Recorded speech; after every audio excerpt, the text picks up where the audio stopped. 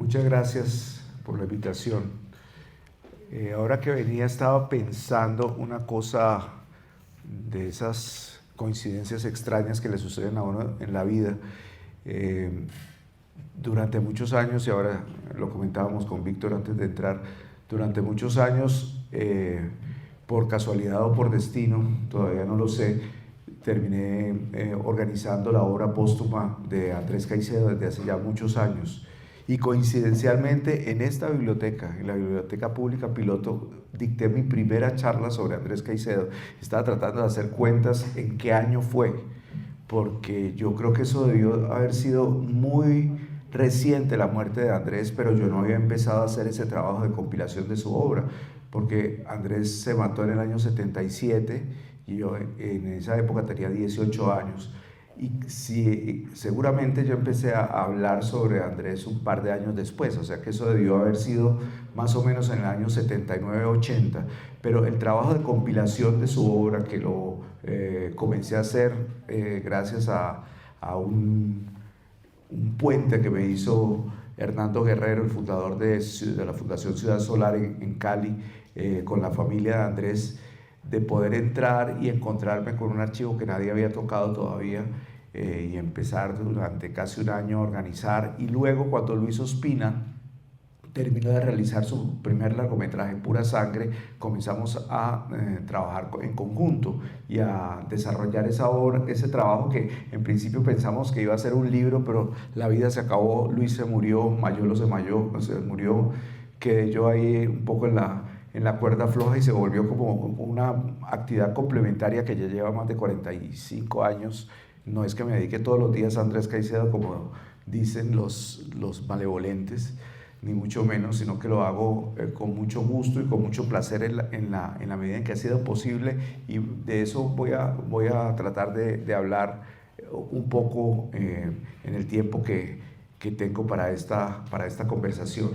Yo lo que quisiera hacer es una reflexión con respecto a la relación que el cine ha tenido con el desarrollo de mis distintas actividades artísticas, que no comenzaron ni mucho menos con el entusiasmo audiovisual, sino con otro tipo de preocupaciones, de entusiasmos y de curiosidades, y que tienen que ver con Andrés, por supuesto, pero Andrés apareció en mi vida mucho después. Yo nací en Cali en el año 59 y soy hijo de artistas. Mi papá era pintor, fue director de Bellas Artes en Cali. Mi mamá era profesora de ballet y luego fue directora del Teatro Municipal de Cali, luego fue directora del Teatro Colón de Bogotá muchos años. Y entonces prácticamente desde que nací yo estaba en el mundo del arte y coqueteé con la música clásica, coqueteé con el ballet, coqueteé con la pintura, hasta que descubrí el teatro. Yo era muy tímido y muy jovencito, a los 9 años, empecé a estudiar teatro porque este señor que estaba, ahorita va a estar más largo, el señor que andaba por ahí, Enrique Buenaventura, salió de Bellas Artes en el año 68 y en el año 69 entró su hermano Alejandro Buenaventura a dirigir la escuela de teatro y fundaron un departamento de teatro infantil. Esto, que puede ser una actividad episódica para cualquier niño, para mí fue muy importante porque me marcó de manera definitiva hasta el día de hoy. Es decir, yo pienso que si yo no hubiera entrado a estudiar teatro a esa edad y con el entusiasmo que me produjo conocer ese grupo de profesores y ese grupo de actores que había en Cali en ese momento, seguramente que mi vida hubiera sido muy distinta. Entonces yo empecé a trabajar en el teatro, a hacer teatro y a actuar. Estudié actuación y me gradué como actor hasta, es decir, a lo largo de los años 70. Y era una época en la cual el teatro, el cine también, ¿no? Pero el teatro, que era lo que me tocaba de manera directa, estaba muy politizado, ¿no? Bellas Artes era un hervidero de grupos políticos de todas las tendencias de la izquierda, y para mí el teatro tenía otro tipo de entusiasmos y otro tipo de preocupaciones que no eran precisamente los políticos, pero termina uno metido en ese mare magnum y ese mare magnum se mantiene por el resto de tus días, ¿no? La novela que acabo de publicar y de la cual hablaré un poquito más adelante, que se llama ¿Qué pasó con Sekizano? Justamente uno de los detonantes por los cuales escribí esa novela era para saber en qué momento el teatro y la izquierda habían tenido ese matrimonio tan estrecho, cuándo había comenzado la relación del teatro con la izquierda. Y ese fue uno de los tantos detonantes que me impulsaron a hacer esta investigación que me tomó varios años. Pero esos años 70 para mí fueron los años del teatro, fueron unos años de formación teatral, de muchísimo entusiasmo y de presentarnos en todas partes. Viajar, ir a Bogotá era como ir a Nueva York, era lo máximo. Vinimos alguna vez a Medellín y fue una época en la cual para mí la vida tenía sentido alrededor del teatro. Yo estudiaba en el colegio Bermans de los jesuitas, donde estudió un tiempo, entre paréntesis, Andrés Caicedo, que terminará siendo protagonista de esta conversación ineluctablemente, pero Andrés estuvo muy poquito tiempo porque lo echaron por tropelero. Yo no, yo sí fui muy juicioso, hice desde kinder hasta sexto de bachillerato, me dieron medalla de antigüedad, pero no me interesaba para nada el mundo del colegio. Yo vivía en el barrio Centenario, donde estaba el colegio Bermans, Bellas Artes, y a una cuadra mi casa. O sea que yo no salía de ese triángulo geográfico en una época en que Cali era una ciudad mucho más amable, que se podía caminar, era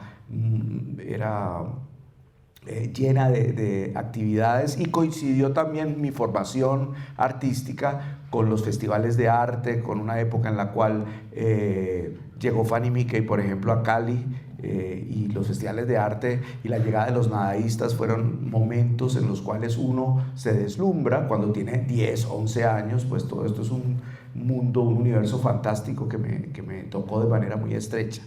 Seguí estudiando teatro y más o menos hacia los 13, 14 años, yo no tengo la fecha muy precisa, pero sí la podría ubicar. Comencé a entusiasmarme por los cineclubes. Al contrario de lo que piensa mucha gente, al primer cineclub que yo fui no fue al cineclub de Andrés Caicedo, el cineclub de Cali, sino un cineclub hoy olvidado que se llamaba el Cineclub Nueva Generación, que quedaba en el Teatro Calima, muy cerca al restaurante Los Turcos y a la Escuela de Bellas Artes. En ese cineclub yo empecé a ver el cine de manera distinta, no solamente el cine de matiné, vespertina y noche, al cual estábamos acostumbrados en Colombia en esos años, sino que era un cine más preocupado por películas relacionadas con el arte, películas relacionadas con el cine de autor, hasta que crucé la frontera del norte hacia el sur y fui al Teatro San Fernando y empecé a ir al Cineclub de Cali. Creo que el Cineclub de Cali esto ya se ha escrito muchas veces y no voy a repetir cosas que seguramente ustedes ya conocen. El Cineclub de Cali fue una especie de centro de formación cinéfila para toda una generación que era mayor que yo, ¿no? Mayolo nació en el año 45, Andrés en el 51, Luis Ospina en el 49 y yo nací en el 59, es decir que teníamos una diferencia de edad muy grande, y mi relación con Andrés fue una relación muy corta, fue una relación de espectador del cineclub que tenía un éxito extraordinario, ¿no? Andrés fue un gestor tremendo, y el Cineclub de Cali todos los sábados a las 12:30 estaba lleno, en un teatro donde había 600, 700 butacas, para ir a ver a Bergman, o para ir a ver a Eisenstein, o para ir a ver, qué sé yo, a Tarkovsky, y con el público más variopinto de la ciudad, y todo el mundo iba a esas convocatorias de Andrés, que eran como una especie de entre rumba y cine, porque cuando se entraba al cineclub había muchísima música, sobre todo rock y salsa, y después había silencio porque había que ver El silencio de Bergman, o Persona, o las películas de Pasolini, o en fin. El cineclub funcionó desde el año 71 hasta el 77, no solamente en funciones de los sábados al mediodía, sino los viernes a medianoche, y recuerdo ir con mucho entusiasmo a esas funciones, entre comillas, malditas, de una programación un tanto más marginal o más relacionada con la música, que eran las que se programaban los viernes a la medianoche. Pero después, con la muerte de Andrés, con el suicidio de Andrés, que a mí me aterró, porque pues yo tenía como una especie de admiración silenciosa por él y de una tímida conversación a la entrada del cineclub con respecto a las películas que se iban a presentar. Pero después de su muerte empecé a encontrar una cantidad de coincidencias y de correspondencias que me parecieron curiosas y al mismo tiempo fascinantes. Una de ellas era que Andrés había estudiado no había estudiado teatro, había hecho teatro. Él comenzó a escribir teatro más o menos a la misma edad en que yo empecé a escribir y a actuar, con 10 años de diferencia. Y él hacía teatro con sus compañeros del colegio y montaba sus propias obras. Y esto me pareció muy interesante, y después me di cuenta de que Andrés había sido actor del TEC. Es decir, cuando yo estaba entrando a Bellas Artes, que habían echado a Enrique Buenaventura del TEC y a un grupo de actores, porque el TEC se dividió. Estaba la franja de Enrique Buenaventura y estaban los que siguieron a su hermano Alejandro, que eso, entre otras cosas, no se ha estudiado mucho en la historia del teatro colombiano, pero pues no vine aquí a hablar de teatros, pero sí he estado pensando en los últimos tiempos qué fue lo que pasó en ese interregno, porque en esa época uno no se lo pregunta, en esa época uno hace teatro y ya. Pero Enrique pues es el gran personaje, la gran personalidad del teatro en Cali en los años 60, 70 y buena parte de los años 80. Ya después digamos que las cosas cambiaron, pero las dos grandes personalidades iniciales del teatro colombiano son indudablemente Enrique Buenaventura y Santiago García, que va a tener una relación muy estrecha con el cine, como les voy a contar ahora un poquito más adelante. Buscando en los archivos de Señal Memoria, me encontré una curiosa entrevista de esa época de oro de Enrique, y resulta que en el año 68, cuando en París estaban destrozando los adoquines en las calles, en el año 68 al TEC lo habían sacado de Bellas Artes y comenzó a forjarse la creación colectiva, que es como una especie de patrimonio del teatro colombiano que ahora se quiere convertir como en patrimonio inmaterial del país. Eso pues es una conversación aparte, pero tanto Enrique como Santiago fundaron esa manera de hacer teatro que la denominaron la creación colectiva, en la cual hay todo un método que Enrique sistematizó en sus escritos y que coincidió con la entrada de Andrés como actor al TEC. Andrés actuó en una obra de Enrique que se llamaba 6 horas en la vida de Frank Kulak, que es una historia sobre un asesino en serie durante la guerra de Vietnam. Y ahí actuó Andrés, y esto es muy extraño porque la presencia de Andrés en el TEC fue muy conflictiva para él, porque Enrique admiraba mucho a Andrés admiraba mucho a Enrique, pero Andrés no era una persona de grupos. Andrés en realidad lo que él era un escritor, y él finalmente estuvo un año largo en el TEC y se retiró. Y siempre me pareció muy curioso saber cómo había sido la relación de Andrés con el teatro. A Andrés le interesó mucho el teatro. Aquí abro un paréntesis, y esto tiene que ver también con algo que me comentó Víctor a la entrada. El sueño que teníamos con Luis Ospina era publicar desde hace décadas, publicar las obras completas de Andrés, pero no las fuimos sacando a cuentagotas ni por ninguna estrategia editorial, ni mucho menos, sino en la medida que se fue haciendo posible. Entonces las obras de Andrés siempre se publicaron de manera muy desordenada, porque en principio las editoriales no estaban interesadas en publicarlo. Realmente el gran boom de Andrés fue que indudablemente que viva la música, pero después empezaron a salir los otros libros, hasta que hace 2 años, no, un poco más, porque Luis todavía estaba vivo, unos 4 años, gracias a Juan David Correa, que es ahora el ministro de Cultura. Él era editor de Planeta, y se llegó a un acuerdo y se firmó un contrato para sacar toda la obra de Andrés, que finalmente es una obra de 9 tomos, y que se han publicado ya 6, va a salir el 7º ahora. Sigo en este paréntesis porque resulta que dentro de las obras de estos 9 tomos, que es una obra realmente descomunal para alguien que se suicidó a los 25 años, uno de los tomos fue su teatro completo, todas sus obras de teatro. Y el libro que debería estar saliendo ahora, pero que por X razones no va a salir sino en febrero, es el libro de todos sus guiones. Y les cuento todo esto, cierro el paréntesis, porque en esos guiones está la única película que Andrés codirigió con Carlos Mayolo, que se llama Angelita y Miguel Ángel, que estaba basada en un relato de Andrés y que se filmó en su totalidad un poquito después de que él se salió del TEC. Entonces la cronología más o menos es esta: en el 68 él estuvo en el TEC, en el 69 él empezó a escribir, que quizá el año donde fue más prolífico como cuentista fue en el año 69. Si ustedes revisan el libro con todos los cuentos, que son cerca de 50 y pico de cuentos que escribió en vida, ahí está, ahí se ven las fechas y el entusiasmo literario que él tenía.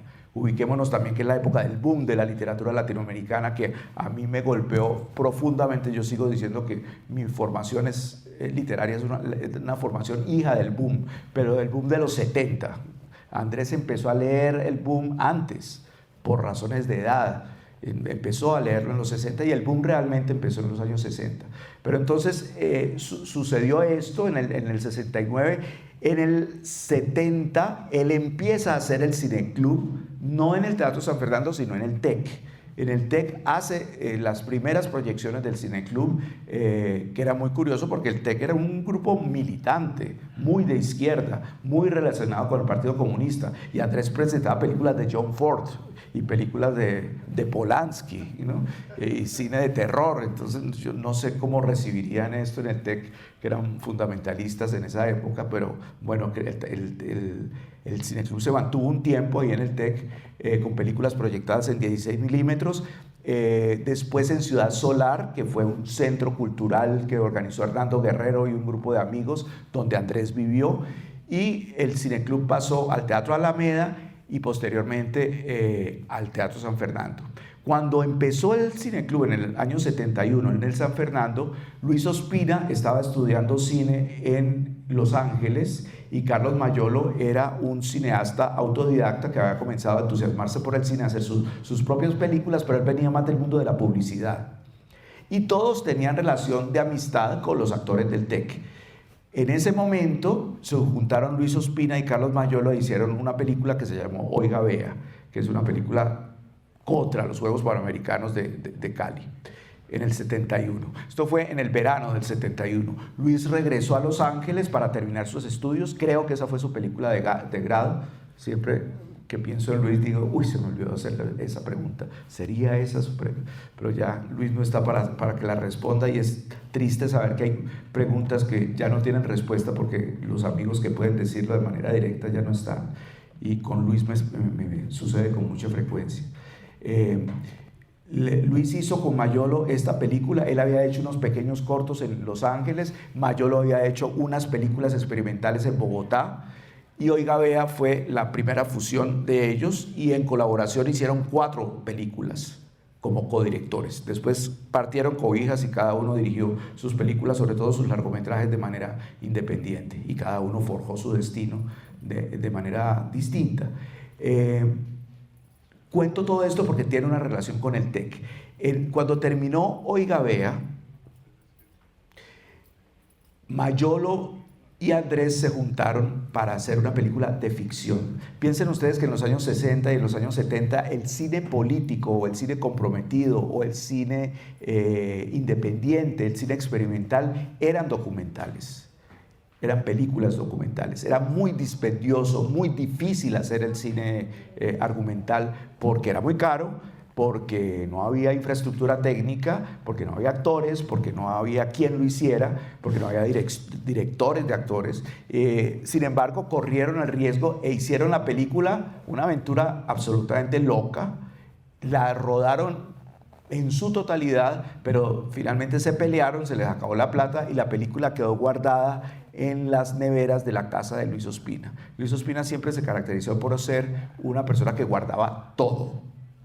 El archivo de Luis es una cosa impresionante. Y entonces él guardó esas latas durante mucho tiempo. Estoy hablando del año 71.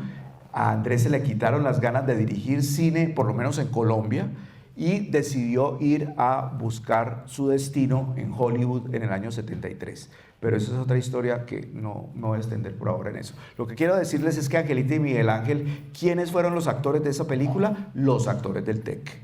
Es decir, los actores del TEC fueron todos los que apoyaron y ayudaron a Andrés y a Mayolo a sacar adelante esa aventura loca de hacer una película de ficción que finalmente sí se hizo, porque en el año 86 Luis Ospina, es decir, 15 años después, Luis Ospina hizo un documental que se llamó Andrés Caicedo, unos pocos buenos amigos, que fue el primer largometraje que se hizo sobre Andrés. Después se han hecho muchos más. Y en ese documental, el hilo conductor, la espina dorsal del documental es Angelita y Miguel Ángel. Entonces uno va viendo el proceso de esa película abortada, de esa película no terminada, pero gracias a esa narración se cuenta la historia de Andrés alrededor de una película que no pudo ser. Pero que finalmente termina convirtiéndose doblemente en un material fascinante, ¿no? Como las películas inconclusas de Orson Welles, guardadas proporciones, por supuesto, pero hay muchos ejemplos en la historia del cine en la cual hay películas o hay libros que no se terminan, pero que justamente por el hecho de ser coitus interruptus se convierten en obras muy importantes, ¿no? Y ese es el caso de Angelita y Miguel Ángel. Y a mí me parece muy interesante esa fusión que hubo entre el teatro y el cine, la cual la vine a descubrir yo a posteriori, porque no me tocó vivirla. Yo no estaba presente cuando se rodó Angelita y Miguel Ángel, pero siempre esos roches de esa película me han parecido fascinantes, y todo lo que hay ahí es de una suerte de irrealidad y de un Cali que ya no existe. Tiene una aureola fantástica que lo convierte en un material muy, muy importante y único dentro de la historia de nuestra cinematografía. Entonces está esa primera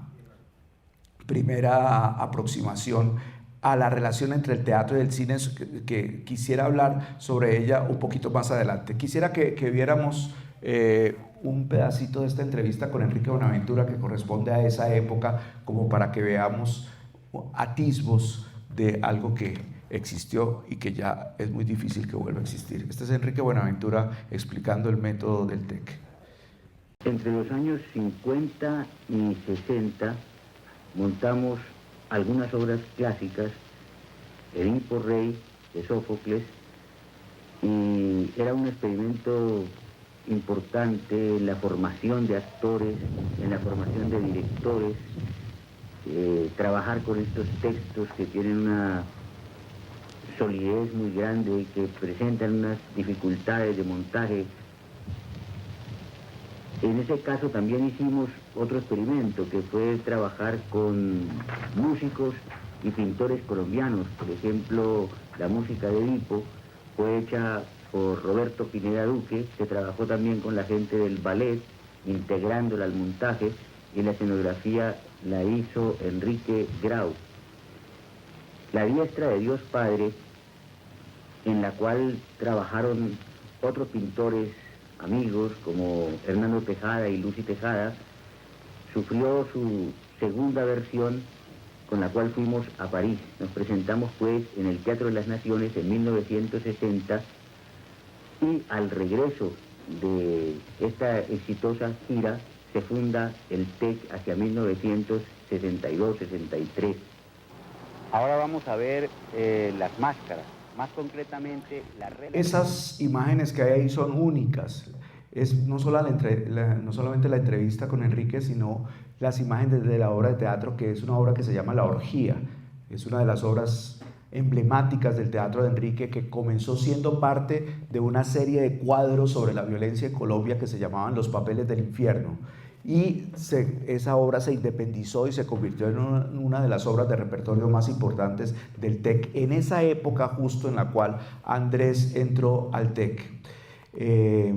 La relación entre el teatro y el cine en Cali, como en muchas otras partes, fue una relación conflictiva. Después la reconciliación De su reconciliación fui testigo y tengo anécdotas que pueden ser interesantes para ustedes, pero en ese momento los del cine consideraban que los actores de teatro no servían para el cine, que eran sobreactuados, que había que trabajar con otro tipo de modelos actorales, y entonces hubo como una distancia. Sin embargo, hay películas que hizo Mayolo, por ejemplo, en el año 75, hizo un documental sobre el Teatro La Candelaria, cuando él estaba, el Teatro La Candelaria estaba montando Guadalupe años 50, que es un tesoro también para la historia del teatro colombiano. O películas como La Hamaca, que es hecha con actores del TEC. Por ahí apareció el actor Luis Fernando Pérez, que es uno de los protagonistas de esa película, La Hamaca, hoy olvidada, pero que son películas muy importantes de la época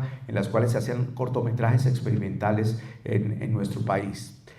Una semana antes, eso dice quien lo realizó, aunque yo tengo mis dudas, pero a la gente hay que creerle, una semana antes o unas semanas antes del suicidio de Andrés, Juan Gustavo Cobo Borda, el poeta y escritor y crítico bogotano recientemente fallecido, que tenía una colección de literatura colombiana con Colcultura, publicó Que Viva la Música. La historia de la publicación de Que Viva la Música y de la publicación de la obra de Andrés es realmente una tragedia absoluta. Si ustedes leen los 2 tomos de la correspondencia de Andrés que publicamos en las obras completas con Planeta, es realmente pues tragicómico lo que sucedió con él, porque a Andrés no es que no lo quisieran publicar, al contrario, él estaba muy interesado en que se publicara. Luchó para que lo publicaran en Venezuela, en México, en Uruguay, en Argentina, en todas partes le dijeron que sí, y no solamente le dijeron que sí, sino que le pagaron las ediciones, especialmente de Que Viva la Música, y pasaba algo, o el golpe en Argentina, o yo no sé qué cosa en México, y el hecho es que él se quedaba con la plata, pero el libro no salía, hasta que finalmente Colcultura publicó en el número 19, creo, de esa colección, Que Viva la Música, que es, pues ya está, forma parte de la leyenda, que el día que recibió el ejemplar se suicidó. Un par de semanas antes, digo yo, Juan Gustavo Cobo viajó a Cali a entrevistar a Andrés para promocionar el libro en un programa de televisión que se llamaba Páginas de Colcultura. En esa época la televisión todavía era en blanco y negro, y Luis, que era un buen paranoico, dijo: este material se va a perder, y en esa época no existía el video, había una cámara de video en la agencia de publicidad donde trabajó Andrés y donde trabajó Mayolo, pidió la cámara prestada y grabó de la pantalla la entrevista. Esa es la única entrevista que hay filmada de Andrés, que aquí está, que seguramente ustedes la conocen y que se ha utilizado en varios momentos, pero me parece interesante verla porque aquí hay un par de datos que creo que nos pueden servir para esta conversación y para lo que sigue en esta historia. Veamos ahora la entrevista con Andrés Caicedo, por favor, que es el primer. Es muy breve, dura 3 minutos, pero pues se ha convertido en una entrevista mítica, como dicen los entusiastas del rock.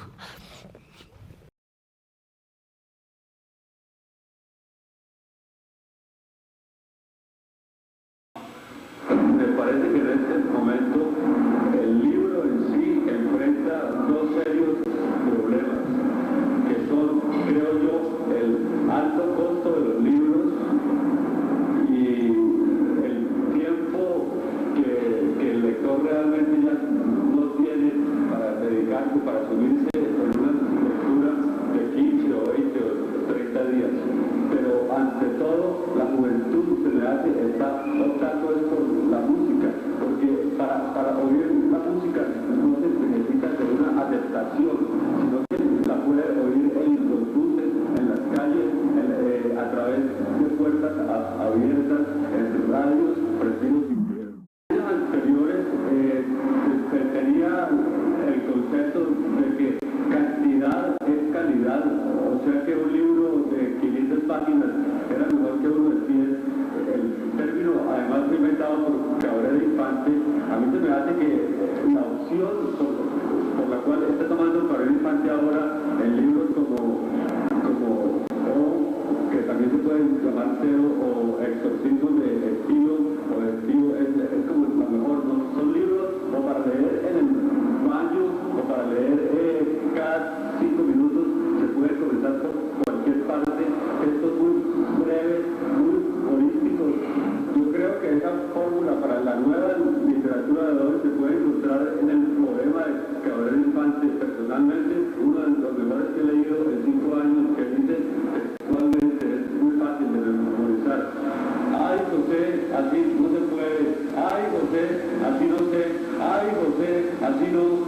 José, así, ay José, ay. Se me hace que un libro tan excelente como La Vorágine puede ser ya perfectamente reemplazado por las canciones de Héctor Lavoe o de Ricardo Rey, Bobby Cruz.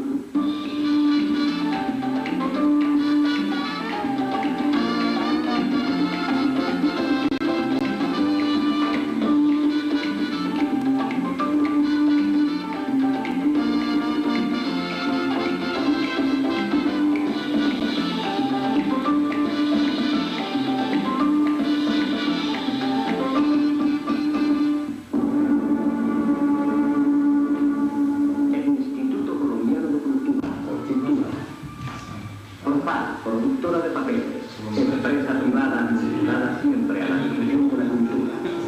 Y RTI Televisión presentará para usted Páginas de Cultura.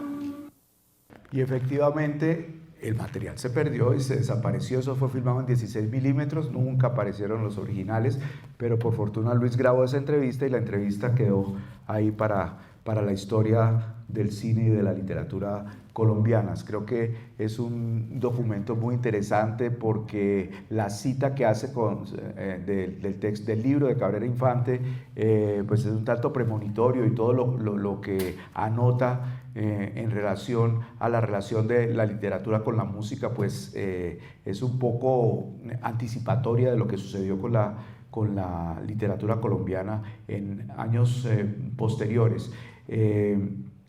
Yo vi esta entrevista cuando se emitió en vivo una noche a las 7 de la noche, y pues nunca me iba a imaginar que muchos años después, o bueno, 2 años después realmente, empezaría a tener una relación muy estrecha con Luis Ospina, que fue el primero del grupo de Cali con el cual yo tuve una relación estrecha, y voy a hacer énfasis en esto porque creo que el público que está aquí tiene especial interés por las historias del cine más que de otras disciplinas, pero todas están ahí interrelacionadas: la literatura, el teatro, la música, el cine mismo.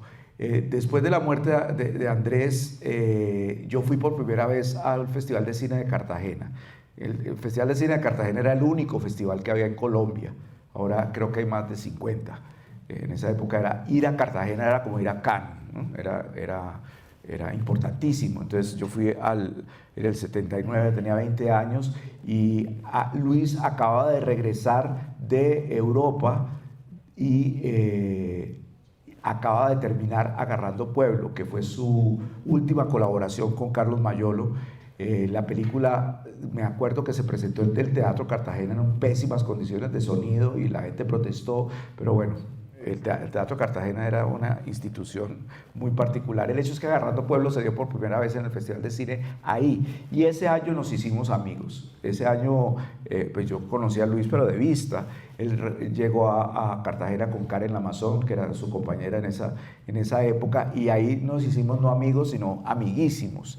Y en esa época él estaba empezando a hacer la preproducción de Pura Sangre. Agarrando Pueblo había tenido toda una polémica local porque era como una especie de ¿cómo se dice? Era una película que partió en dos la historia del cine no solamente colombiano, sino latinoamericano, y es de las pocas películas colombianas que han seguido teniendo vigencia y que se las sigue invitando a festivales, y que ha habido retrospectivas, y que en las películas como con cierto toque de provocación y de originalidad sigue teniendo vigencia, ¿no? Hay otras, por supuesto, y otros directores que lo han tenido, pero Agarrando Pueblo tiene una particularidad especial, y creo que esa irreverencia de esa película a mí me entusiasmó muchísimo, y empecé a frecuentar la casa de Luis y a empezar a entender cómo se hacía una película. Él estaba haciendo la preproducción de Pura Sangre. En esa época Focine estaba recién creado, más o menos, bueno, llevaba algunos años, pero el hecho de que Focine se hubiese creado y que empezaran a hacer unos préstamos para que los directores hicieran sus largometrajes, pues era muy especial, porque se podían ya hacer películas de largo aliento, y el que arrancó con este destino, con este aciago destino, fue Luis Ospina, con este largometraje que fue escrito por él y por Alberto Quiroga. Entonces yo empecé a meterme ahí en esto y me enamoré de toda esa carreta del cine, además porque las rumbas eran fantásticas y entre las rumbas y el trabajo pues todo estaba ahí mezclado y como decía el mismo Luis, que no hay nada que forme más que el mal ejemplo. Y entonces, siguiendo el mal ejemplo de todos estos amigos frenéticos que estaban haciendo la preproducción de Pura Sangre, ahí me quedé y abandoné el teatro durante casi 10 años. Es decir, desde el año 80 hasta el año 86, 87 que me fui a vivir a Bogotá, cuando se acabó el boom del llamado Grupo de Cali. Pero Pura Sangre fue muy importante porque ahí empezó a formarse una generación de personas que nos reuníamos con el propósito común de sacar adelante, hacer películas, que era una cosa dificilísima. Pues en esa época salía un largometraje, 2 largometrajes al año, máximo 3, y con Focine la cosa creció un poquito, pero rápidamente Focine se dio cuenta que lo que estaban proponiendo era un fracaso, porque pues eran préstamos que se le hacían a los directores y los directores nunca recuperaron la plata a nivel de las taquillas. Es decir, se hicieron las películas pero no se sabía qué hacer con ellas después. Entonces Luis hizo su largometraje, se estrenó en Cartagena en el año 83, se cumplieron ahora 40 años, 82. Y después Carlos Mayolo hizo Carne de tu carne, que entre otras cosas, en el libro que va a salir de los guiones de Andrés Caicedo, ahí hay muchas cosas que son tremendamente premonitorias. Es que ese libro, que tiene cerca de 7 guiones, uno de ellos es la historia de un hombre, magnate azucarero, que necesita sangre para poder vivir, y entonces empieza a sacarle sangre a los obreros, que es una cosa muy parecida a Pura Sangre, y Luis me decía que él nunca había hablado con Andrés de ese tema. Hay otro guión que se llama No me desamparen ni de noche ni de día, que Andrés empezó a escribir sobre la historia en los años 50, en la explosión de Cali, que es el mismo detonante de Carne de tu carne, la película de Mayolo, porque Mayolo tenía esa idea desde hacía mucho tiempo y le pidió a Andrés que escribiera el guión, y hay un primer guión que finalmente termina siendo muy distinto a la película, pero el eje argumental es el mismo. Entonces hay como una cantidad de cosas anticipatorias que son muy interesantes, y cuando hicimos la compilación de esos guiones, pues oh sorpresa, nos encontramos con que Andrés había escrito muchas de las cosas que posteriormente se hicieron, ¿no? Hay una carta muy bonita que Andrés le escribió a Andrés, y si a ustedes les interesan estos temas, les recomiendo que lean la correspondencia de Andrés, porque realmente esa es su autobiografía y es uno de sus grandes libros. En una de las cartas que Andrés le escribió a Mayolo, dice que eso de hacer cine, después del rodaje de Angelito y Miguel Ángel, dice, eso de hacer cine es imposible, tal vez hagamos cine en el año 2000. Bueno, en Cali se adelantaron un poquito, pero sí, más o menos después del 2000 es cuando ya uno puede ver que, como el año pasado, este año no sé cuántas películas se han hecho, pero el año pasado se hicieron 53 largometrajes en Colombia. Eso antes era impensable, ¿no?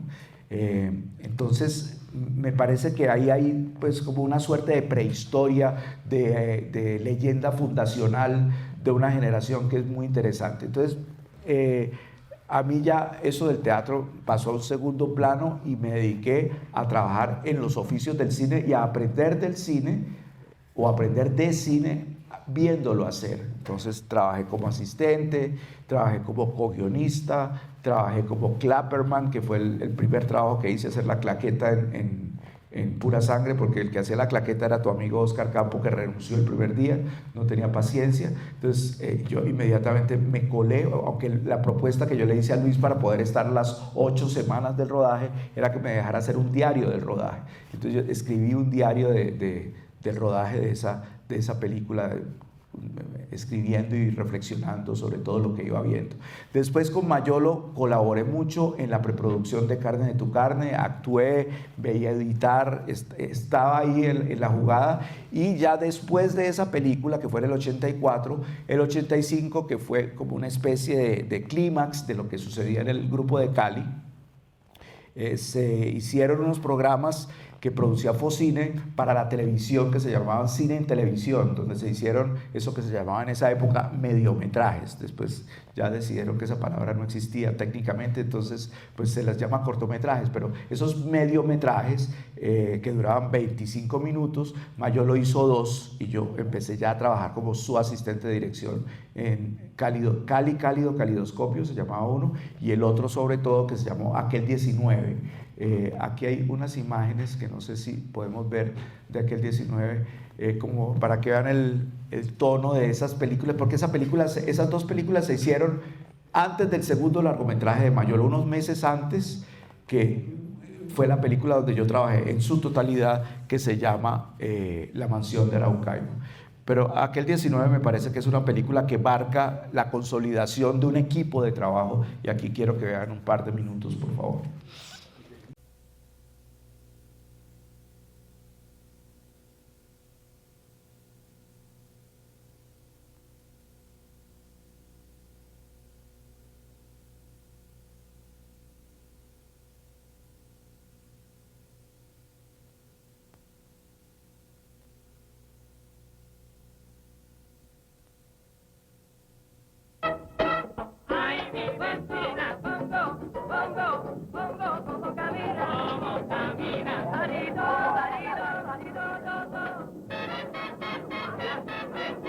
Enamorado de mi vecina, Guaguancó de Orlando Marín. Y amigos, aquí en Cali, en el barrio obrero, todos gozan primero esperando las navidades de su sabrosito 1965. Sintonía total. Saludos a Janet Medina del barrio La Floresta.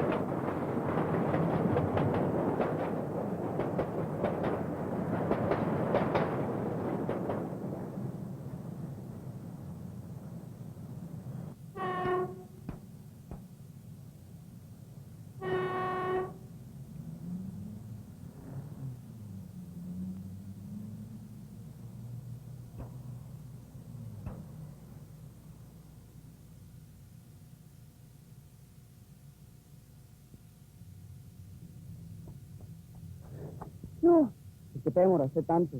me castigaron. No tenemos mucho tiempo. Vamos a ir a la fiesta. No sé. No las vas a decir a tus amigos. Pues ni siquiera saben que estamos de novios.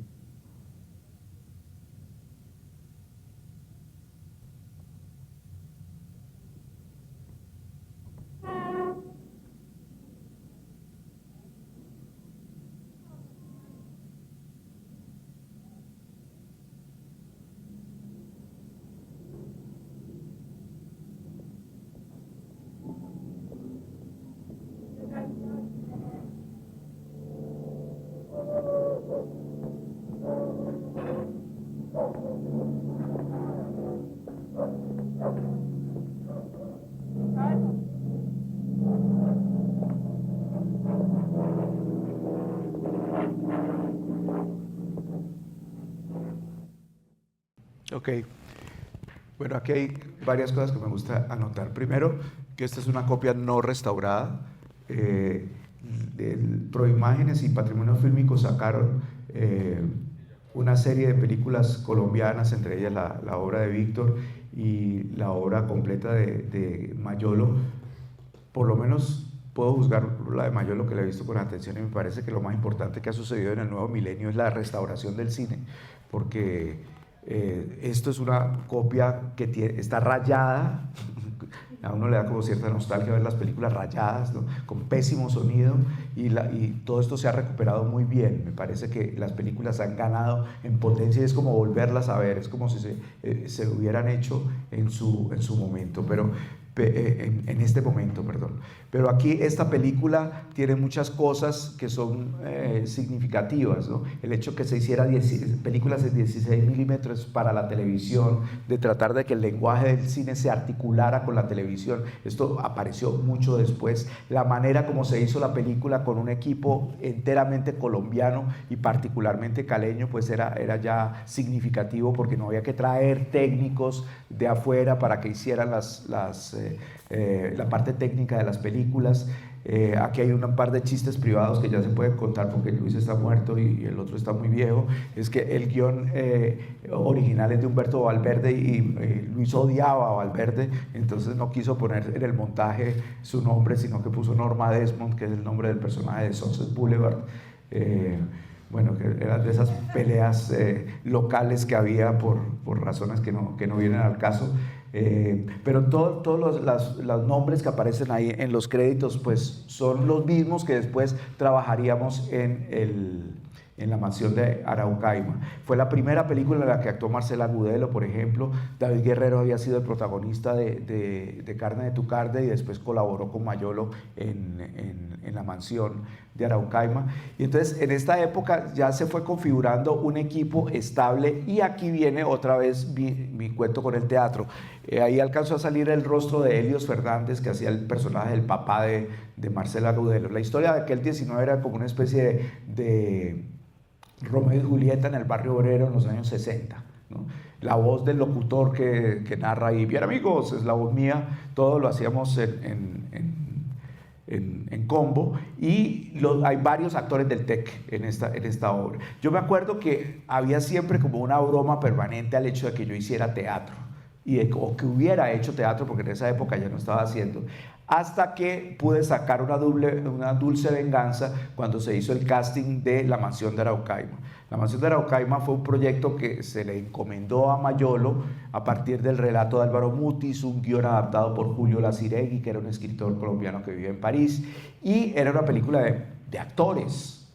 Y Mayolo no había hecho una película de actores profesionales, salvo las breves apariciones de Vicky Hernández o de Sebastián Ospina en Carne de tu Carne, que se convertirían, pues Vicky se convertiría prácticamente en su Julieta Massina, fue su actriz con la que trabajó hasta el final. Y el hecho de trabajar en La Mansión con actores que todos venían del teatro, dos de ellos habían sido mis profesores, pues eso a mí me llenó de satisfacción, y fue una manera de reencontrar mejor el lenguaje del teatro con el lenguaje del cine. Y permanentemente esa es una conversación que a mí me gusta mantener sobre de qué manera los actores del teatro, por qué los actores ingleses o franceses o norteamericanos pueden hacer indistintamente teatro, cine o televisión o streaming o lo que sea, y en nuestro medio se convierte como una especie de herejía, aunque en estos días me contaron que en Europa está sucediendo ahora esta cosa de que si las personas son de determinada minoría o de determinado gueto, no lo puede representar otro, sino casi que el trabajo del actor se convierte como en una actividad grosera, en una actividad de irrespeto. Pero bueno, eso son cosas de los signos de los nuevos tiempos, y aquí estamos hablando del año 85. Entonces prosigo con mi balance de estas actividades, y yo en esta época me dediqué a trabajar en lo que pude aprender. Hice un pequeño cortometraje en Super 8 que se llamó Intercambio, que después lo integré en una obra de teatro y forma parte de esa obra de teatro. Hasta el año 87, que yo digo que ese es el año en el cual se termina el Grupo de Cali como lo entendíamos en ese momento, porque yo creo que el Grupo de Cali tuvo sus momentos y sigue, ¿no? Porque ahora hay muchísima gente haciendo cine en Cali, y el Festival de Cine de Cali pues es la mejor herencia, yo creo, que dejó Luis Ospina para la ciudad. Pero digamos que ese grupo de personas que después nos fuimos yendo poco a poco, y que ya no vivimos en Bogotá, en Cali, salvo contadas excepciones, yo creo que todo eso se determinó con el rodaje de Cobra Verde, la película de Werner Herzog con Klaus Kinski, en la cual trabajamos Karen Lamazón, Miguel González y yo. Esa experiencia a mí me parece, por lo menos la primera parte que fue rodada en Colombia, me parece que esa película tiene un toque colombiano muy particular. Bueno, y que Mayolo actuó en la película también. Yo escribí en un libro reciente que publiqué hace un par de años, que se llama Profesión Espectador, un texto, todo un capítulo muy largo que se llama La ira de Dios, y del cual quedé muy, muy contento, y ahí cuento toda la crónica de lo que fue el rodaje de Cobra Verde. A mí me ha gustado muchísimo escribir sobre el cine porque me encantan los rodajes. Las películas pueden ser malas, pero los rodajes siempre son interesantes. Así la película sea un espanto después. Por lo general, los rodajes muy buenos, las películas no son tan interesantes. Los rodajes que son más accidentados, después las películas tienen un toque heroico, al menos en las que he podido participar en los dos procesos. Me parece que hay algo ahí que es digno de tener en cuenta. Y me ha gustado mucho combinar las actividades. He hecho obras de teatro sobre el cine o sobre la música, he escrito sobre los rodajes, y creo que eso, ahora que lo pienso, viene de una herencia del Cineclub de Cali, porque de los primeros directores por los cuales yo me entusiasmé en la vida fue por Bergman. Y creo que la primera película que vi en el Cineclub de Cali fue El Silencio, ahora que lo pienso. Y Bergman se lo conocía en nuestro país como un gran director de cine que hizo cerca de 60 largometrajes, y después de Fanny Alexander se dijo que se había retirado. Resulta que Bergman lo que realmente hizo en la vida fue teatro. Él tiene una frase muy famosa que dice que el teatro es su esposa y el cine mi amante. Y él realmente hizo más de 120 montajes de teatro en su vida e hizo 60 películas. El Dramaten, que es el teatro de Estocolmo que fui a visitar para el centenario del nacimiento de Bergman, pues es un templo de Bergman, que es un monstruo del teatro sueco.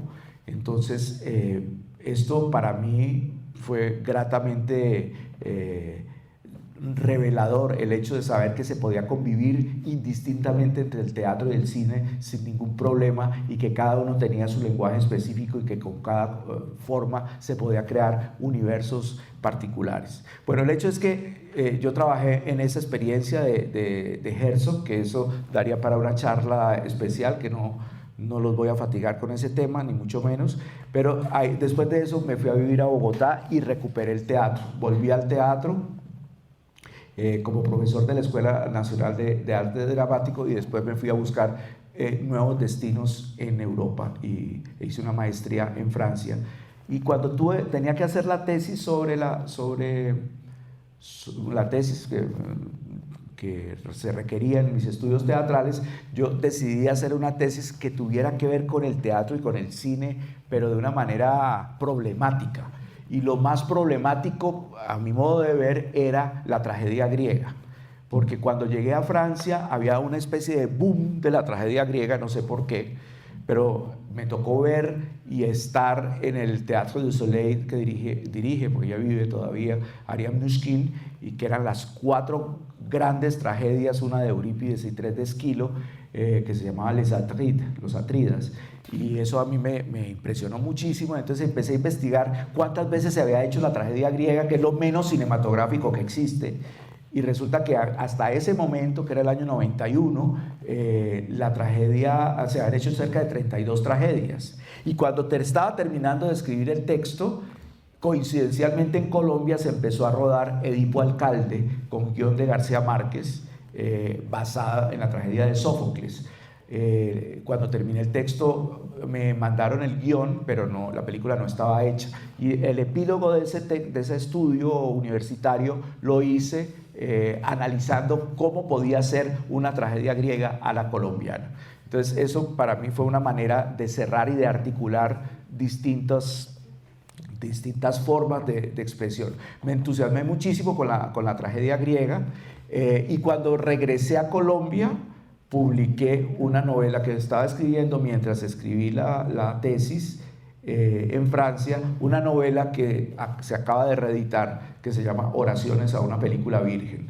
Esa novela la escribí, su primera versión en París, pensando en los rodajes y en la época de los años 80 en Cali. Es una novela que respira Cali y cinefilia tropical y provinciana por todos los poros. Es un homenaje a una época en la cual no había internet, ni había celulares, ni había, qué sé yo, ni había la Colombia que tenemos ahora, ¿no? Y ahora cuando me la pidieron que la querían reeditar, me dijeron que podía hacer todos los cambios que quisiera y yo no le hice ningún cambio. Me parecía que la novela debería ser así, tal cual como se escribió y se publicó en el año 93. Lo único que hice fue ponerle una dedicatoria que no tenía y la novela está dedicada al grupo de Cali. De resto, el libro es una especie de testimonio arqueológico de una época, de una ética y de una manera de hacer cine que seguramente ya no existe. Yo regresé a Bogotá, me instalé en Bogotá y volví al teatro, monté una versión de Electra en coproducción con Dinamarca, con una escuela de Dinamarca y una escuela de Bogotá, y ya me dediqué a combinar mi esposa y mi amante indistintamente hacía teatro y cine, como sin saberlo, como lo hizo Bergman, guardar las proporciones, por supuesto. Y entonces en los años 90 volví a interesarme muchísimo por el teatro. Entonces seguí montando obras de teatro, me dediqué a la pedagogía artística y una cosa a la que le he dedicado mucho tiempo, que es al periodismo cultural. Cada vez me interesa más escribir sobre lo que veo, ¿no? Sobre todo lo que me gusta. Casi nunca escribo sobre lo que no me gusta. Es tan difícil hacer arte en Colombia que ponerme con una posición arrogante y descalificadora sobre obras que no me entusiasman, pues no, me parece que no tiene mucho sentido. Me parece que es más interesante entusiasmar a la gente a que vaya a ver cosas que de repente pueden pasar desapercibidas. Después publiqué una segunda novela que se llama El miedo a la oscuridad, que también había tenido una primera versión que había escrito en Europa y que luego la redondeé en Colombia. Y estreché mi amistad con Luis Ospina ya a otro nivel. Luis, yo creo que en los años 90 él se descubrió realmente como documentalista. Él, después de Pura Sangre, su segundo largometraje de ficción se demoró 17 años en hacerlo, que fue Soplo de Vida, que fue su último largometraje de ficción, filmado en Bogotá, hecho en el 98, 99. Pero realmente el gran Luis Ospina, yo creo que fue el documentalista que hizo grandes retratos como el de Andrés Caicedo en el 86, o como el que hizo con Fernando Vallejo, o el que hizo sobre Antonio María Valencia, y que creo que la suma de todo este proceso está en dos películas que me parecen capitales en su filmografía o en su videofilmografía, como lo quieran llamar. Él siempre ponía una película de Luis Ospina entre paréntesis y yo le decía, Luis, pero es que eso no es una película, son videos. Él decía, no, son películas. Ahora pues ya eso desapareció, esa distinción, pero en esa época, en los 90, finales de los 90, comienzos del 2000, todavía existía esta cosa de lo que se hacía en cine y de lo que se hacía en video. Ya no. Creo yo que de toda esa época el culmen, digamos que los momentos máximos son Un tigre de papel, que es el falso documental sobre Pedro Manrique Figueroa, que me parece que es una película muy especial para el cine latinoamericano, y sobre todo su película póstuma, a pesar de que hizo dos películas post-mortem que dejó armadas y que sus amigos las han terminado, que es Todo comenzó por el fin. Todo comenzó por el fin, que es el gran fresco generacional donde está mucho mejor contado esto que yo estoy intentando contarles aquí a ustedes, pues está contado en 3 horas de una manera muy poética, muy profunda, y que está atravesada además por todo el proceso de la enfermedad de Luis, que finalmente se lo llevó a la tumba. Pero creo que esa película es un recorrido sobre una generación de creadores que yo tenía un miedo, es que esa película fuera una cosa muy personal y muy local y un poco egocéntrica, y en algún momento yo tuve ese problema con una obra de teatro que monté con Alejandra Borrero en Ensamble se llamaba en esa época, en el año 2008, o sea, ese sitio que todavía existe, lleva 15 años en Bogotá. La primera obra de teatro que montamos con Alejandra la hicimos ahí y se llamaba Fármacon, y era una obra de teatro que había dejado escrita Carlos Mayolo, que no le entusiasmaba mucho el teatro, pero cuando él dejó de hacer cine y se alcoholizó y se dedicó a los delirios finales de su vida, escribió mucho teatro y escribió 2 libros de memorias y escribió como 6 obras de teatro, era rarísimo. Entonces, cuando Mayolo se murió, con Alejandra decidimos montar Fármacon. Y el gran temor que teníamos, o por lo menos que yo tenía todo el tiempo, porque el personaje es un personaje masculino, y finalmente convencí a Alejandra de que ella lo hiciera, y realmente eso fue el hit de la obra, que llevamos 15 años haciéndola, más de 300 funciones y sigue presentándose. Lo interesante de la obra era Alejandra haciendo un personaje que terminó siendo como una mímesis de Mayolo. Yo me estaba preocupado, les decía, porque pensaba que eso era una cosa muy privada, que la gente que conocía a Mayolo era la que le iba a gozar y los que no lo conocían pues iban a quedar como fuera de lugar, y no, para nada. Fármacon es una obra que además pensábamos que era para teatro de cámara, de 60 espectadores, y resulta que la hemos presentado aquí en el Pablo Tobón y en Cali en el Teatro Isaacs, y bueno, en salas de 1000 espectadores, y funciona igual que en la pequeña sala que se llama Sala Mayolo, entre otras cosas, allá en Casa E. Entonces, todo comenzó por el fin. Yo tenía ese temor de que fuese una película para amigos, ¿no? Una película de gueto. Y resulta que no, resulta que la película ha sido muy bien recibida, porque lo que he hablado con personas de otras ciudades y de otros países es que todo país ha tenido su grupo de Cali.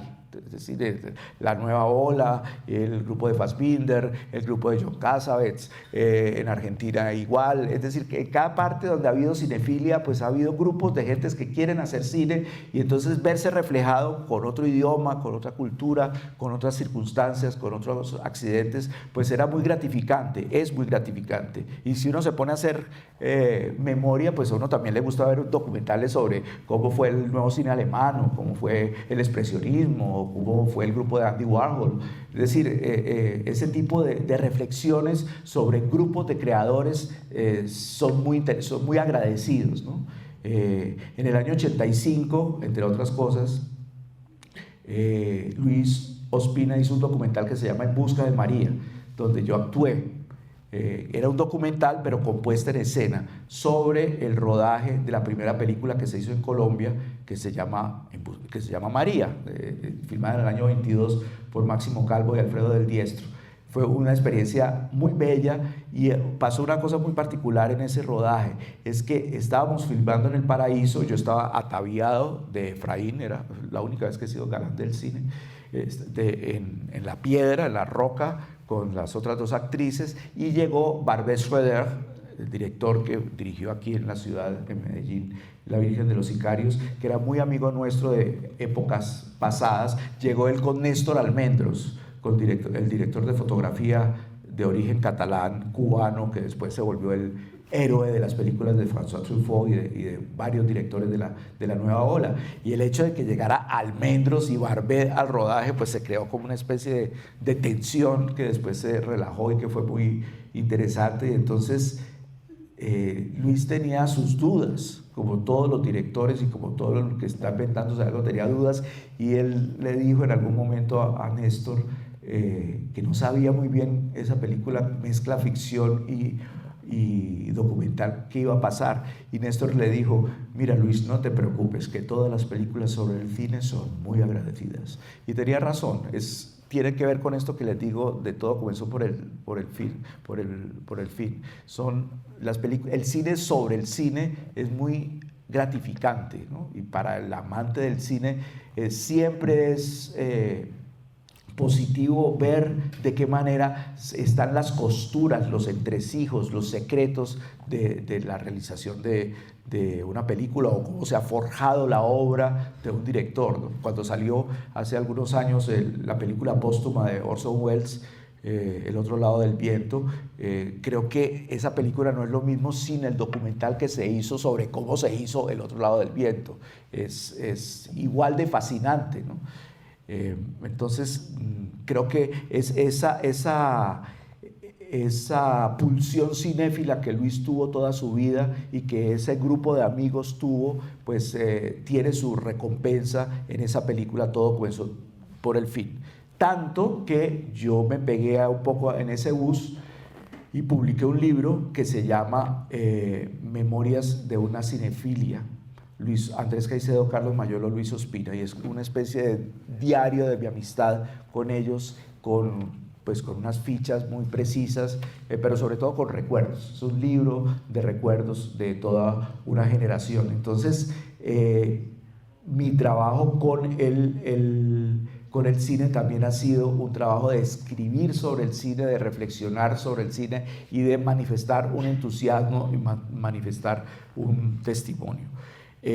Ahora, a nivel de realización, yo quisiera citar un par de ejemplos. Voy a terminar con esto para que esto lo hagamos un poquito más conversado. Podemos mirar ahorita un pequeño ejemplo. Yo he hecho 2 documentales como director. El primero de ellos se llama El Teatro La Candelaria, 50 años, recreación colectiva, que es un documental que hice sobre la historia del Teatro La Candelaria desde su fundación hasta el año 2016, que fue cuando cumplieron sus primeros 50 años, porque ahí siguen. Espero que no me llamen para hacer la de los 60 años, porque ya me han llamado para hacer la de los 40. Entonces, yo ya hice una versión definitiva con los 50 y creo que ya cumplí mi misión. No sé si ahí está. Veamos unos minutos de este documental.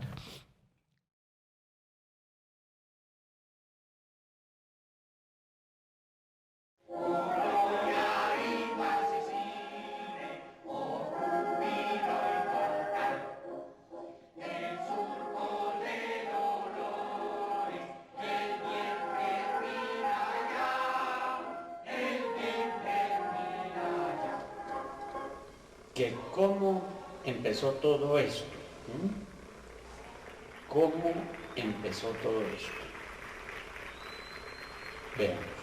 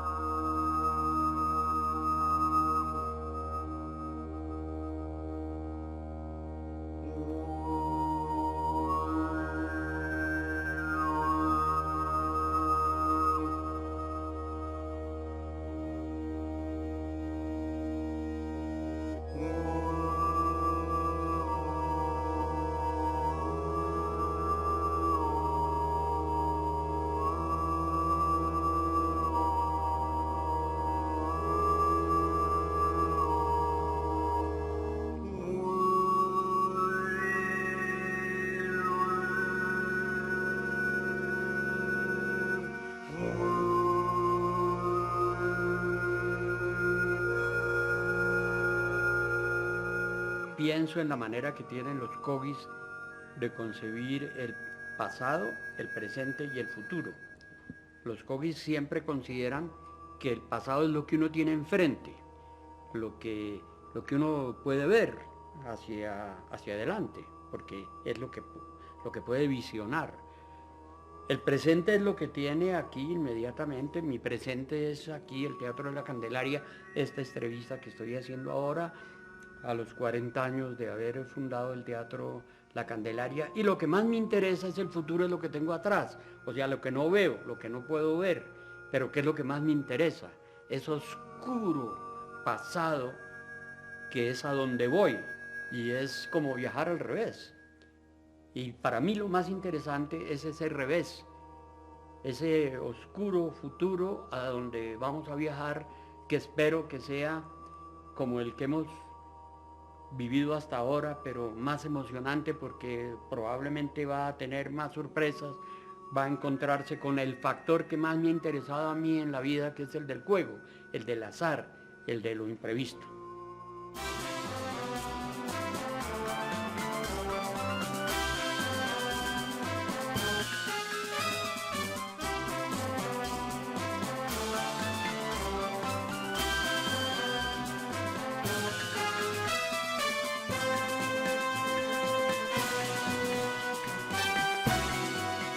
Cuando nosotros llegamos por allá en los años 60 y que obviamente era la época en que aparecía todo ese cúmulo de nuevas propuestas, tanto del teatro del absurdo, con Ionesco, Beckett, Adamov, pero al mismo tiempo también empezaba como una contrapropuesta que era la de Bertolt Brecht y la del nuevo teatro.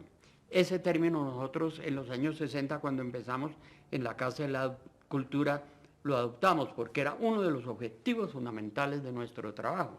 No solamente hacer un teatro nuevo por la estética, por el punto de vista de la forma, sino nuevo por el punto de vista de la relación con el público. Santiago García fue una persona que se dedicó con alma, vida y sombrero al teatro, pero fue un hombre muy relacionado con el cine. Actuó en muchas películas, dirigió una película que se llama Bajo la Tierra, y siempre se ha tenido la leyenda de que Carlos Mayolo fue autodidacta y que le llegó un rayo divino para ser un estupendo director de actores. Pero en realidad Mayolo siempre reconoció que él lo que aprendió, se lo aprendió a Santiago García, cuando él empezó a frecuentar la Casa de la Cultura, que era como se llamaba el Teatro La Candelaria desde el año 66 hasta el 70, y hasta el punto también que la Candelaria dejó entrar a Mayolo para que filmara la realización de Guadalupe años 50, que en esa época pues esas cosas se hacían muy discretamente. Y por otra parte, Santiago fue actor de Carne de tu Carne, fue uno de los personajes secundarios pero definitivos en esa película. Entonces la presencia de Santiago en el cine colombiano es muy importante. Yo siempre lo he adorado. Yo creo que los dos grandes genios que yo he conocido en mi vida de verdad fueron Carlos Mayolo y Santiago García, y siempre me parecía que era digno, justo e importante hacerle un homenaje, y el homenaje fue hacer este documental de casi 2 horas en el cual pues me meto en profundidad en un territorio que yo conocía muy bien. Yo me dedico a la pedagogía teatral desde hace muchos años en Bogotá, soy profesor de planta de la Universidad Distrital, de la SAB, de la Facultad de Artes, y estos testimonios yo siento que hay que hacerlos y dejarlos no solamente para el audiovisual, sino también para el mundo del teatro, porque es impresionante todo cómo se va desapareciendo y cómo todo se va olvidando, ¿no? Cómo todo se va diluyendo o se va tergiversando.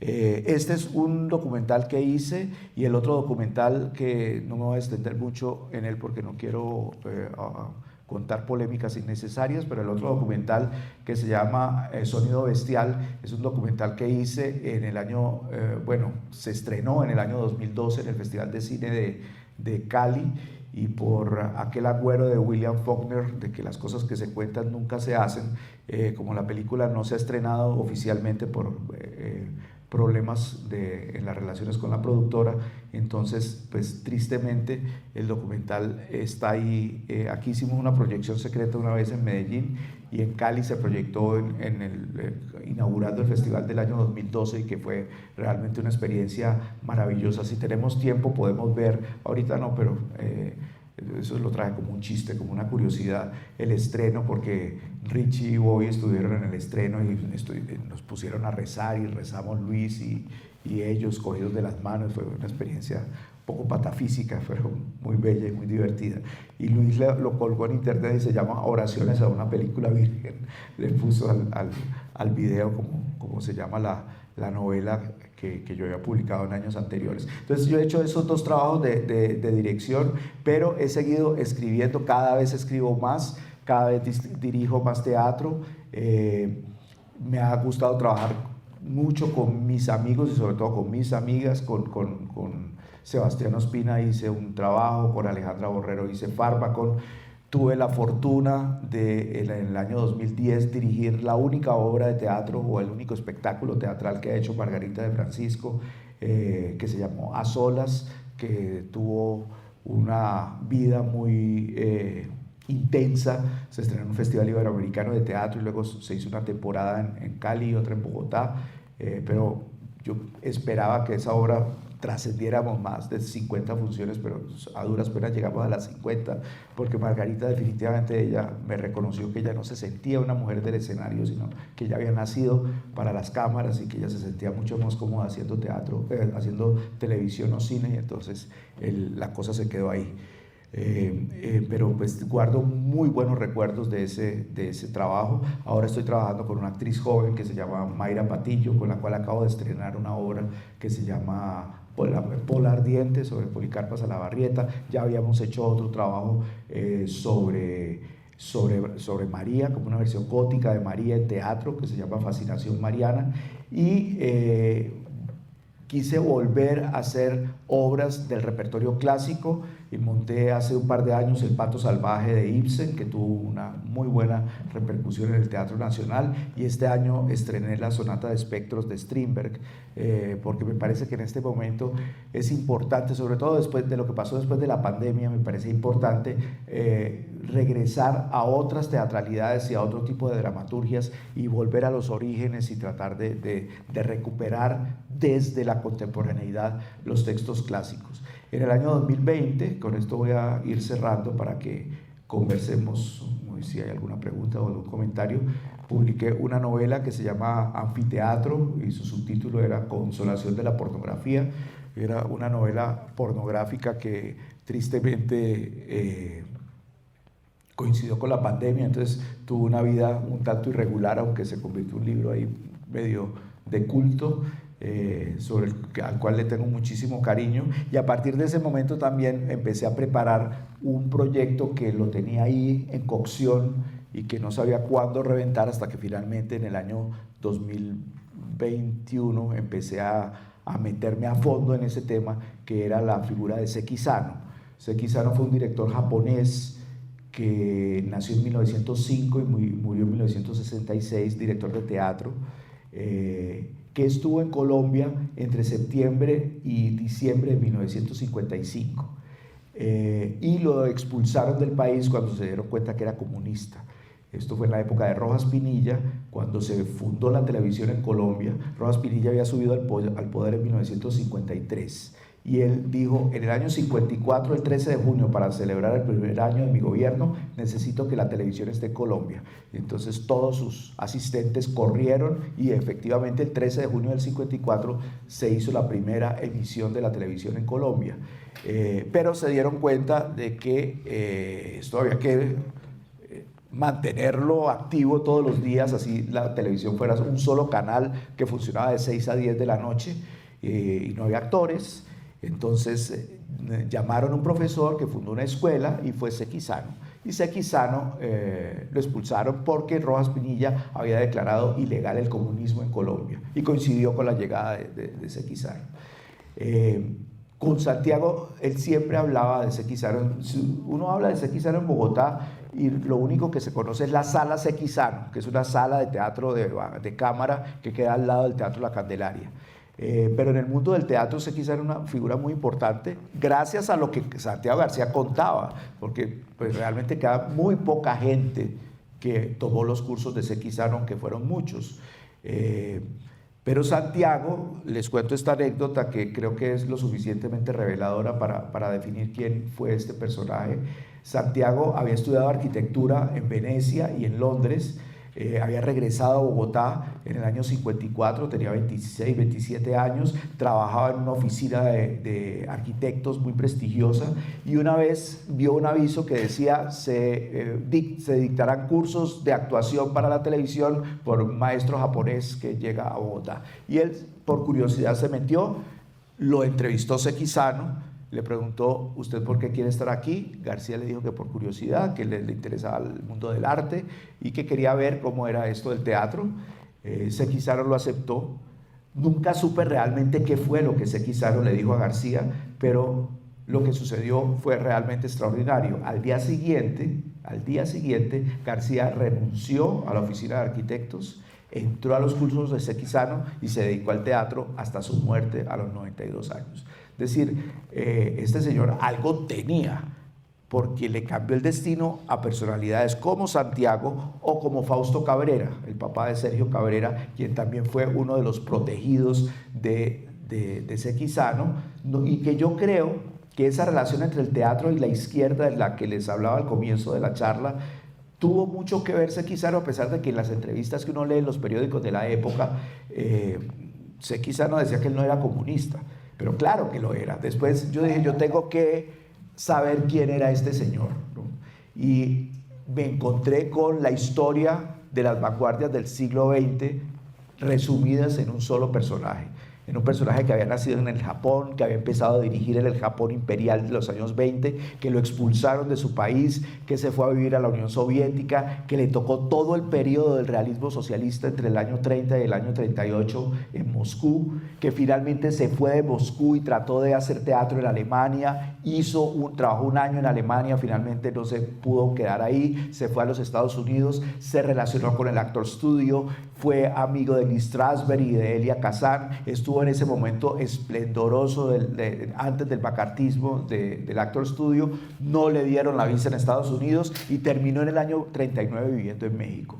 Y en México se quedó porque yo creo que, esta es una teoría mía, no me la puedo confirmar los especialistas en el estudio de Sequizano, pero él vivió entre el año 39 hasta el 66, que murió en Ciudad de México, ya como tranquilizándose, porque si no iba a terminar como una patria donde lo expulsaban de todas partes, incluido Colombia, ¿no?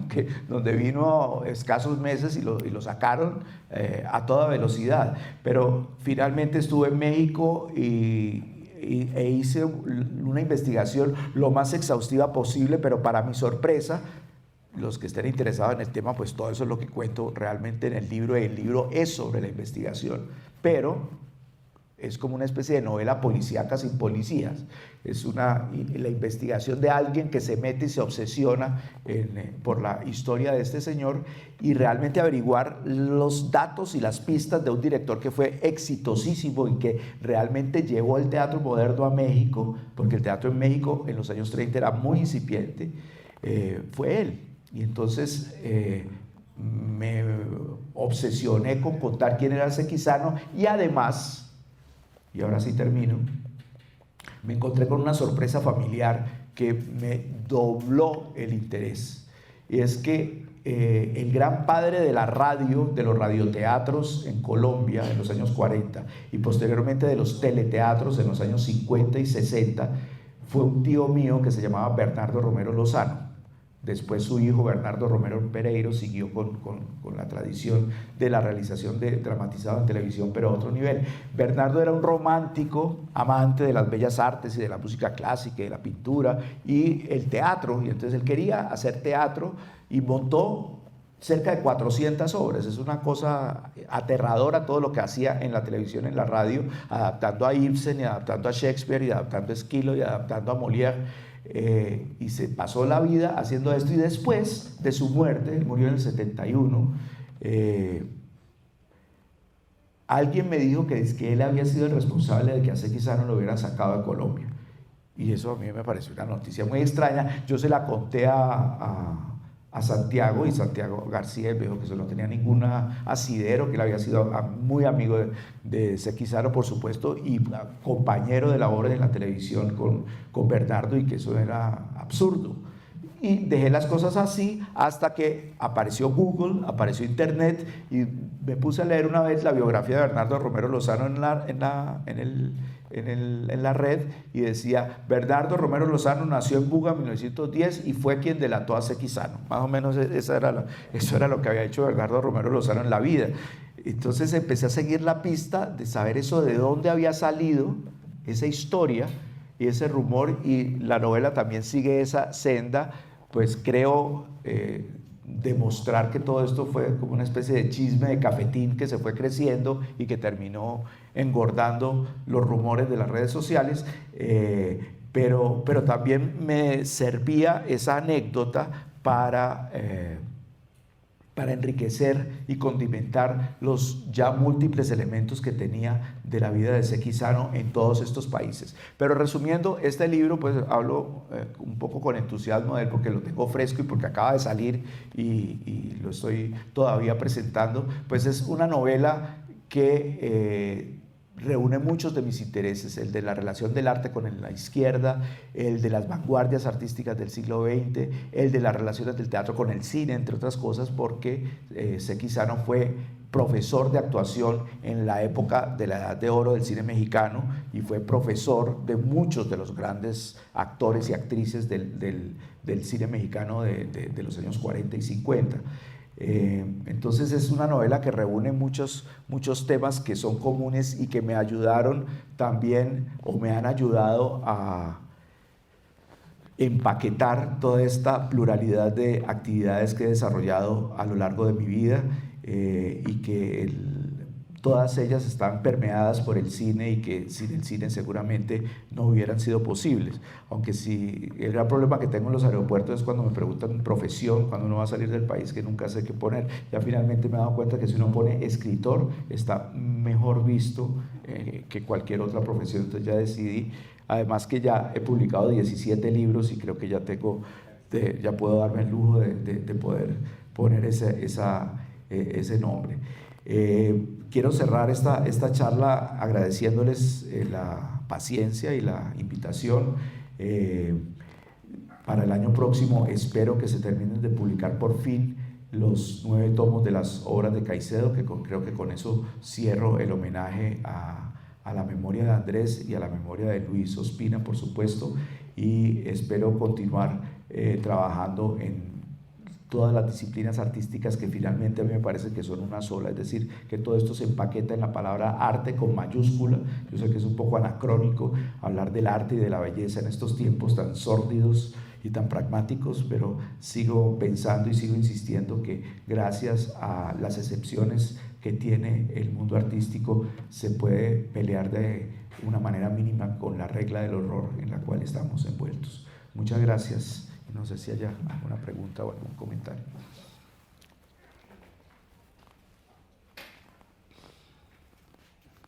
Sí. ¿Qué tal? Buenas noches. Muchas gracias por la charla, ese recorrido pues tan amplio. Yo quisiera volver al inicio de la charla cuando comenzó hablando de Andrés Caicedo. Han hecho un esfuerzo, Seix Barral y bueno, el trabajo que usted hizo y Luis Ospina por divulgar la obra y escribir sobre la obra, en fin. ¿Cómo se da esa recepción, digamos, por fuera de Colombia?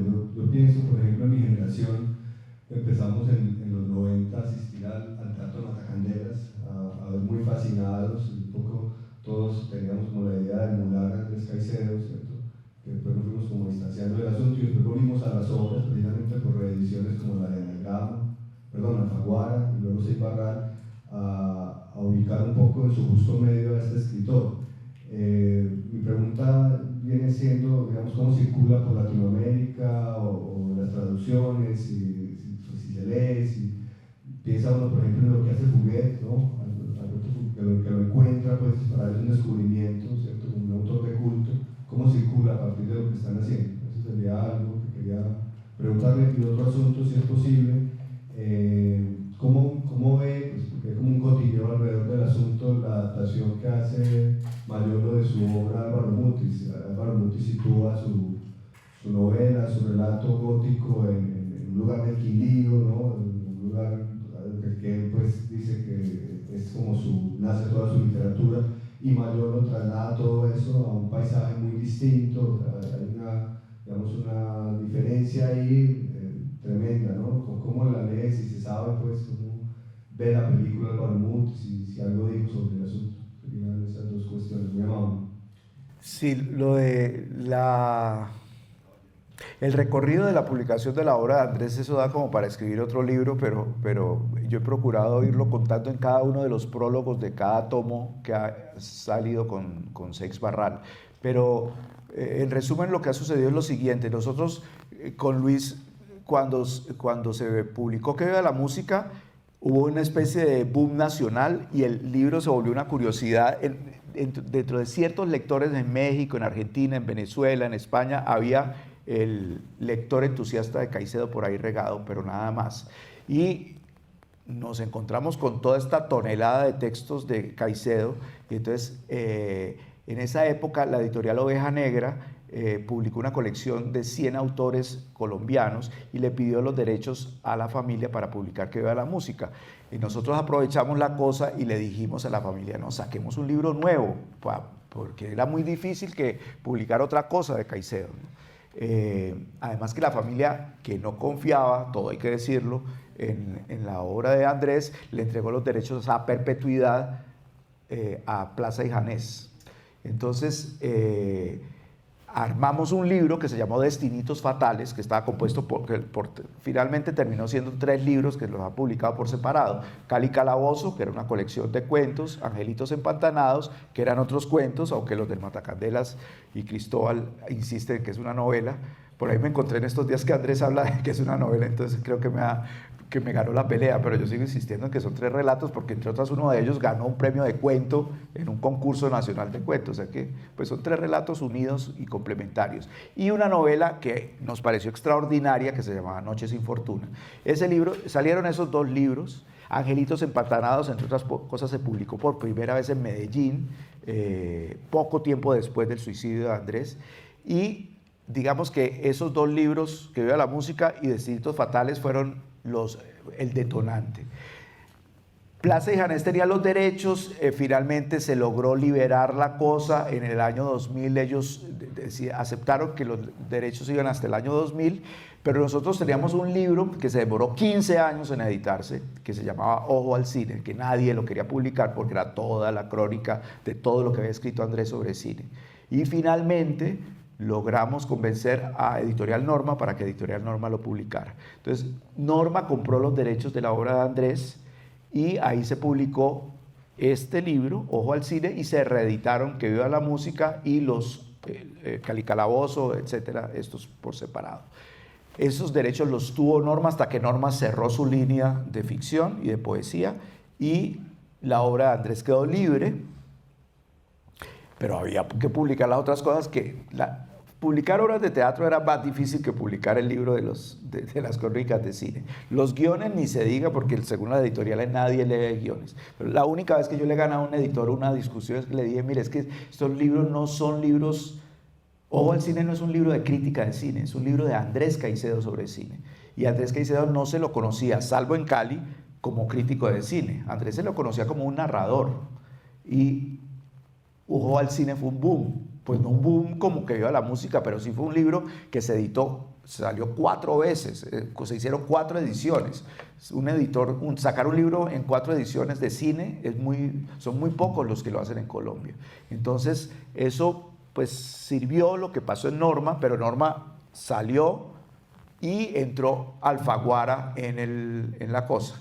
Ahí entra, Alfaguara a mí me parece que descuidó la obra de Andrés, porque solamente publicó Que Viva la Música y Angelitos Empantanados, pero ahí, en esa época pasó una cosa muy importante. En ese momento con Luis nosotros dijimos, ya nos retiramos, eso ya cumplimos con nuestra misión y no nos vamos a pasar la vida tratando de cuidar la virginidad de Andrés Caicedo, ya que se defienda solo. El hecho es que apareció Alberto Fuguet, que era un escritor chileno de mucho prestigio, que en Alfaguara lo querían mucho. Él vio que Andrés era un genio y dijo, hay que hacer algo con la obra de Andrés. No solamente él sacó un libro que se llamó Mi cuerpo es una celda, que es una especie de compilación de fragmentos de textos, sino que estableció el contacto para que una editora internacional se encargara de la obra de Andrés. Y eso fue muy importante, más que lo que hizo Alfaguara en Colombia, porque lo que hizo Alfaguara en Colombia fue muy pequeño. Lo importante fue la editora en Nueva York que cogió la obra de Andrés y se tradujo a 6 idiomas. Y la obra ya está en inglés, ya está en francés, ya está en portugués, ya está en italiano, ya está en alemán, ya está en finlandés. ¿Eso pasa por Fuguet? Eso pasa porque Andrés hace la relación con esta editora de Nueva York. Pero Alfaguara no le paró muchas bolas a Andrés, no me pregunten por qué, yo tengo mis teorías, pero eso son solo suposiciones. El hecho es que Planeta, como en El Padrino, hizo una oferta que no podían rechazar y finalmente Planeta se quedó con los derechos de Andrés. Entonces por eso es que se está sacando finalmente ya la cosa, porque bueno, es que hay diferencias de editor a editor. Juan David Correa, que era el que convenció a la editorial de que comprara esos derechos, pues es un escritor y es una persona que valoró la obra de Andrés y que sabía que eso se estaba perdiendo, y él estaba organizando un catálogo antes de que se armara el escándalo de comienzos de año. Él estaba armando un catálogo de autores invisibilizados por una u otra razón, y estaba sacando pues títulos muy importantes para la literatura colombiana, y dentro de ese paquete se propuso sacar la obra de Caicedo. Eso grosso modo es el recorrido, pero yo creo que lo más... y por eso fue que volvimos, porque es que el trabajo de la traducción de las obras de Andrés se volvió una experiencia fascinante, absolutamente fascinante, especialmente con el traductor francés y el traductor irlandés, que fue el que hizo la traducción para Penguin Classics. Era increíble, era como descubrir, pensando en otro idioma, la obra de Andrés, y ellos se metieron a fondo en ese trabajo, y ahí uno aprende también la dificultad que es traducir un autor como Caicedo, ¿no? Entonces, pues esa fiesta no nos la íbamos a perder. Fue realmente un año de trabajo, de correos diarios preguntando cuánto detalle había. No cobramos ni 5 centavos, sino al contrario, creo que estábamos pagando por hacer ese trabajo, porque era un tesoro, ¿no? Ver cómo se traducía esa obra.